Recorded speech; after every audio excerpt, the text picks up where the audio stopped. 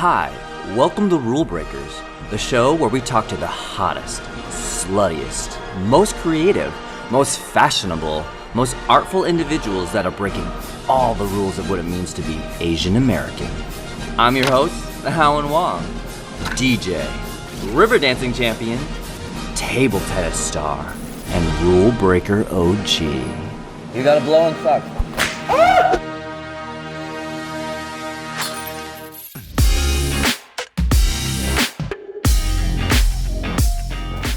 Humberto Leon is one of the world's hottest multi-hyphenates. He's a fashion designer, restaurateur, family man, and creative director, having worked with Kenzo, Margiela, Spike Jonze, Disney, Yoko Ono, Hoka, Chloe Sevigny, Uniqlo, Kim Gordon, and many, many more. Please welcome Humberto Leon! Yeah, I know. We'll send that off tomorrow. Get it to them immediately. Yeah. Oh, hi. Hold on. Wait, let me call you back, okay? Bye. How's it going? Good, how are you? Good, how are you? Oh, thanks. How's it going? Good, how are you? I forgot we were doing this. Nice living room you got here. Thank you. Welcome back to LA. I know. This is your Welcome Back to LA episode. How does it all feel? It feels good. I feel like California feels like home. My entire family lives here. We have a new restaurant, so that feels new and fresh. And you are an LA girl, a California girl at heart. Classic LA girl. So, you're gay. Oh, excuse me? I am? I shouldn't have laughed. I've probably known I was gay since I was, 10, somewhere around there, where I felt like I was attracted to men. That's what it is? What? Being gay? Because if it is, Well, I'm gay too. I mean, being gay is also a style. It's an aesthetic. It's a look. It's a mood. I was saying something in front of my nephews and nieces, and I was like, I'm gay. Is he gay? And then they looked at me and they're like, Uncle Bobby, no one uses those terms anymore. I was like, oh, really? And she's like, Yeah, it's like, it's not cool. Don't say that. Whoa. Schooled from my niece and nephew. Wow. What do they say? They say, don't define yourself. I'm undefined. No, I like men, so I think I'm okay to say I'm gay. The way I introduce that you should never introduce someone as gay At like a party. Oh! Here's my friend, so there. I mean, that's how you signal to a friend who's trying to hit on your friend. Yeah, this is actually the universal sign. No, but do you think that your queerness formed a little bit of your perspective in how you saw fashion and just growing up?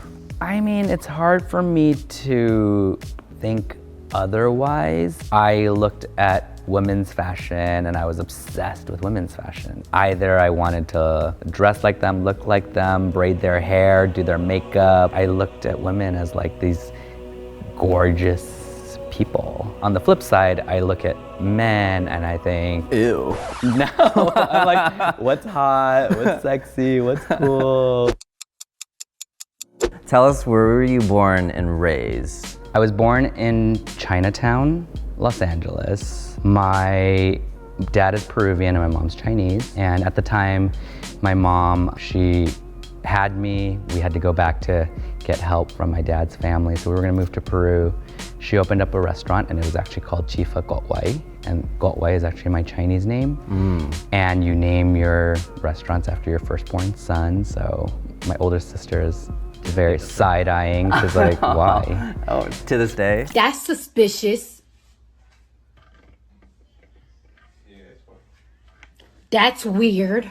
And then 2 years into it, she got a letter from the US government saying that they could be US citizens, but they had 3 months to decide. Oh, wow. So in that short period of time, she had the premonition to say, okay, I'm gonna give my kids American citizenship.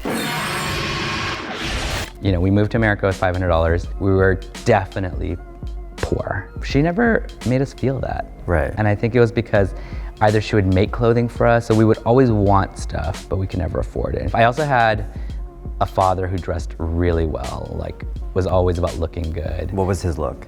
Asian gangster is the best way I could put it. Growing up, culture was my escape. I was super nerdy. My mom said if I got straight A's, I could do whatever I wanted. Drugs, alcohol. Yeah, I don't even know about that. She allowed me to go out till 2 in the morning. At like, Since I was 14.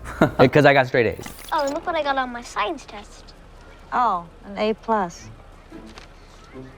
There it is. But all my friends in high school, we would go out till like really late at night. And everyone would have to sneak out except for me because my mom knew where I was going. Right. And She would drop you off. She would drop me off, and then I would do the thing with the friends where my friends are like Spider-Man climbing walls. Sharon, airbags, please! And then I'd like Oh, signal them down, and I'd be wow. like, come down. The one time that I experienced the worst thing ever was I drove my friend T2 home. He's Vietnamese, and his Vietnamese dad, he was 5'2", standing in the driveway. And I was like, oh shit, dude. I was like, your dad's there. I was like, what is gonna happen? And he's like, don't worry. He's like, my dad loves you. So we walk out, and I'm like, Mr. Doan. I was like, it's Humberto. We were just out eating. Ignores me. And he takes off his flip-flop and slaps him over the face with his flip-flop. Oh my God.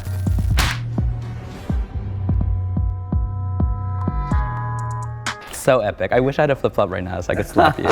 Did you ever get in trouble? So my mom was cool with going out and doing all these things. And then I bleached my hair blonde. Oh wow. And forget it. And I remember still, we had a white Akita dog. I came home from going out at night, and she spun around on this little chair, like Godfather, giving me a super angry look. She'd been crying all night. Aw. And I was like, hey, what's going on? And she was like, which means you look exactly like our dog. It's probably the biggest insult she can give, even though we love the dog. So you were partying at 12, 13, taking in all the music and culture. What would you call this era? This era that to me is like the pinnacle of when culture was all very different. And at its purest form. At its purest form, and it really defined people by music, by clothing, by association. Right, yeah. As pre-tunes. What's pre-tunes? Pre-tunes to me is pre-iTunes. Okay, So 2004 is when iTunes came about, where people started to just pick songs. So you could like 9 Inch Nails and Taylor Swift and Britney Spears and Depeche Mode.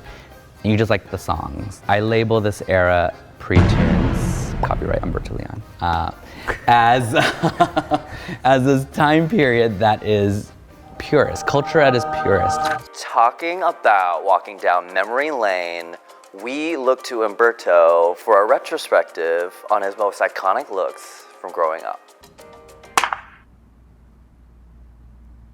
Did that work? Yeah, you channeled all your hand movements into it. Let's watch these looks. Gang Hall. Oh. So tell me about this look. Where are we? Who's she? I think this was like me going from like teen, kind of wearing like trench coats and stuff, and then transitioning to going to my first Depeche Mode concert. It's a trench vest. Okay, so at the time, I couldn't really afford fashion, so I really mimicked a lot of things that I would see on TV and things. Which is what we call style. I've kept all my clothing since I was probably 14, 15, so all of this is part of... This is real. This is real. This is, basically I came out the summer before college. I went back in the closet my freshman year.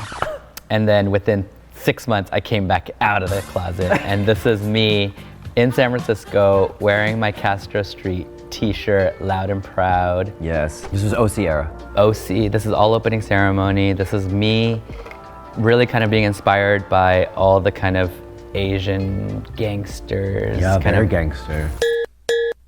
And who is she? When I was at Kenzo, you know, I really wanted to embrace color and really talk about the brand in a colorful way. Also talking about my Asianness and Kenzo Takada's Asianness. So this was a collection that I did inspired by Ryuichi Sakamoto. I actually had, I think, one of the first all Asian casts. So there's 87 Asian models that came in and did this show. First in history. well, you know, I think it was like really me trying to bring myself into the brand and the collection and telling stories through fashion. So my last question is, do you know how important you are to the community? Do I know? Don't actually. Well, you're very important to the community. Aw, thank you.